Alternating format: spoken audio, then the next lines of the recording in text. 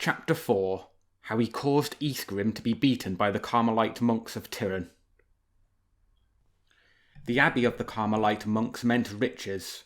Granaries, cellars, larders, everything in abundance.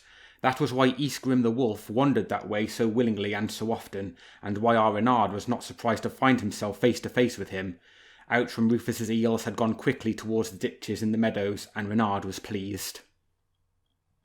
As for Isegrim the wolf, he must have been fasting, for he had gone much thinner, but his thinness only made his grey head and long jaws look more enormous, and his bony paws thicker. He bestowed on Reynard his most icy look, and wrinkling up his nose, he said, "You smell of fish."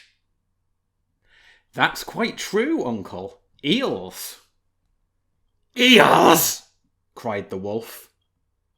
"The finest that can be found, gleaming ones with creamy bellies. Sniff me, for I'm ashamed to say that my fox's scent will have spoilt their smell. They taste wonderful, if I can believe my stomach where I've hidden them. But..." This "but" came at the right moment and stopped Isegrim from rushing forward and trampling Reynard between his feet. "But," he repeated, as though he had been bitten. "Look over there," said Reynard. He showed him the cart and the two men barely visible through the mist, very small in the middle of the drive, beneath the elm trees. For Outram, after a torrent of threatening abuse, swearing that he would thrash Reynard and pretending to pursue the fox who could run faster than he could, had continued his progress towards the abbey because of the fish that were still on the cart. "They are good fishmongers," said Reynard. "They still have pike and carp, and it's only up to you, uncle, to make them give them to you, just as they gave me the eels. You can catch up with them in a couple of leaps." "Just for them to raise the alarm," said the wolf, "so that all the monks can fall on me and tan the hide off me. It wouldn't take them very long," he went on sadly, "for my skin's touching my bones."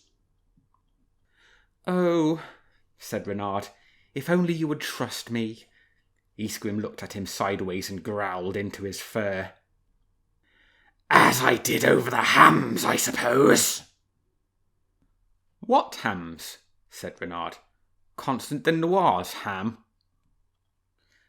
"All right," said the wolf. "What must I do?" Reynard, as grave as a priest in the synod, but laughing cheerfully within himself, recounted to him the trick he had just played on Outram and Stinker. "You can do the same thing, uncle, but run quickly," he added. "If you dawdle any more, they'll reach the doors before you do." Isegrim darted away, passed the cart by leaving the road as wolves usually do, then came back by taking a shortcut towards the drive, a long way in front of the fishmongers. But he had not been able to go fast enough to prevent the long white wall of Tyron and the wicket gate of the doorkeeper monk from being nearer than he would have liked. Then he lay down in the trench, completely flat, moving neither eye nor paw, holding his breath as Reynard had told him to do, but with great difficulty after running so fast. "What the devil's that?" said Stinker. "By St. Loup," said Outram, "it's a wolf." "Dead?" "Looks like it." "Like the fox just now?" Wait a moment." Outram went to the cart and took 2 heavy blackthorn sticks, giving one to his companion. "Hit him."